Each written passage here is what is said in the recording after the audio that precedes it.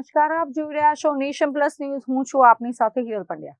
વડોદરા મહાનગરપાલિકાના ward number 16માં ભાજપના પ્રચંડ પ્રહાર અને દિગ્ગજ નેતાઓના આક્ષેપો છતાં કોંગ્રેસના કદાવર નેતાઓએ પોતાનો ગઢ જાળવી રાખ્યો છે.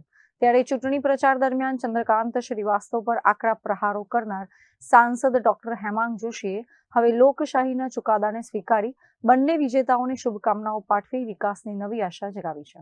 વડોદરા મહાનગરપાલિકાની ચૂંટણીમાં વોર્ડ નંબર 16 હાઈ પ્રોફાઇલ જંગનું કેન્દ્ર બન્યું હતું. આ વોર્ડમાં કોંગ્રેસના અનુભવી નેતા ચંદ્રકાંત શ્રીવાસ્તવ અને અલકા પટેલ ફરી એકવાર વિજેતા બન્યા છે.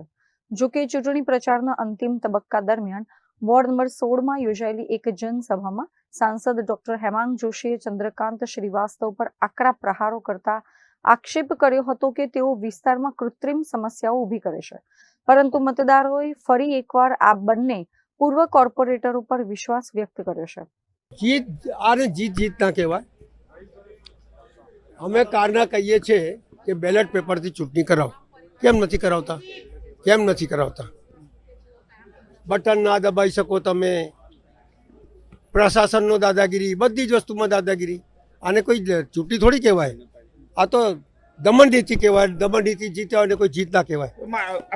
જે રીતે આક્ષેપોબાજી પણ કરવામાં આવી હતી, સાંસદે પણ બોલ્યા હતા કે ભાઈ વાલ બંધ કરી દે છે ને જેને અક્કલ ના હોય એની જોડે શું ચર્ચા કરવાની? છોડો.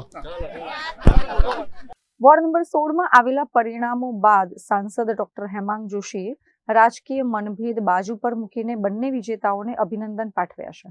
આ સાથે જ ડોક્ટર હેમાંગ જોશીએ એક મહત્વપૂર્ણ બાંયધરી આપતા જણાવ્યું છે કે વોર્ડ નંબર 16ના વિકાસ માટે આ બંને નેતાઓ જે કોઈ પણ સૂચનો કે કામ લઈને આવશે તેને પ્રાથમિકતા આપી પૂર્ણ કરવામાં આવશે.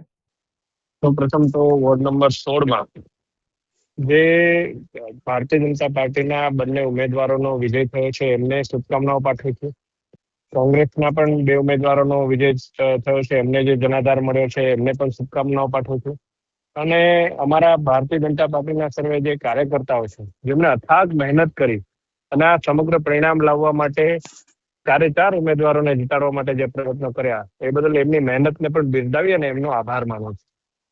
આપે જે વાત કરી કે પૂર્વ કાઉન્સિલરશ્રીઓ ઉપર જે આકરા પ્રહાર કર્યા હતા, મેં તો અધિકારીઓને એક બાબતે ટકોર કરી હતી કે જે પ્રકારનું વલણ અને જે પ્રકારના કૃત્રિમ પ્રશ્નો એ વોર્ડની અંદર ઉભા કરવામાં આવે છે એવા પ્રશ્નો ઉભા ના થવા જોઈએ.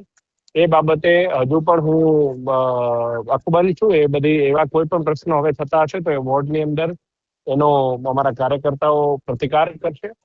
અને સાથે સાથે ભક્તુભાઈએ એક ખાનગી ચેનલના ઇન્ટરવ્યુમાં એવું કહ્યું હતું કે ભાઈ તેઓ અમને કે એક સાંસદ તરીકે એમની પણ જવાબદારી છે કે પક્ષ વિપક્ષ તમામ કાઉન્સિલરો સાથે મળી અને વિસ્તારના વિકાસ માટે પ્રયત્ન કરે.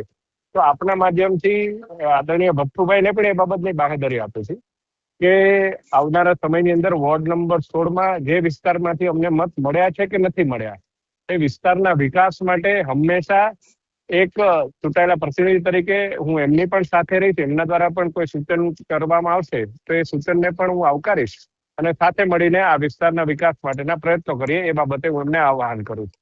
કેમેરામેન નવનીત પરમાર સાથે Chirag Patel, Nation Plus News, Vadodara.